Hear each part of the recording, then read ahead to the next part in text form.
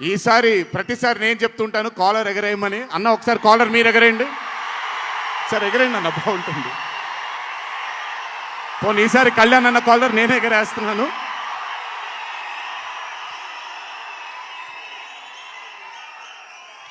Cinema చూస్తున్న నాకు నా వల్ల కాలేదు కళ్ళలోంచి నీళ్ళని ఆపుకోవటం.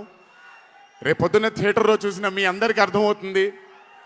ఆ క్లైమాక్స్ అలా రావడానికి, క్లైమాక్స్ అని కూడా చెప్పేస్తాను, ఆఖరి 15 నిమిషాలు అంటే క్లైమాక్సే కదన్నా, అది పెద్ద దాచాల్సిన అవసరం లేదు. కానీ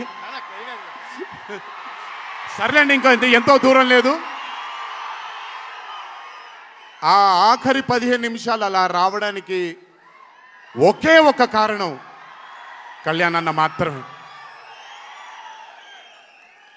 అయినా ఆ ఐడియాని నమ్మకపోయి ఉంటే ఒక ప్రేక్షకుడిగా నేను ఎంజాయ్ చేసేవాడిని కాదు ఆ చిత్రాన్ని.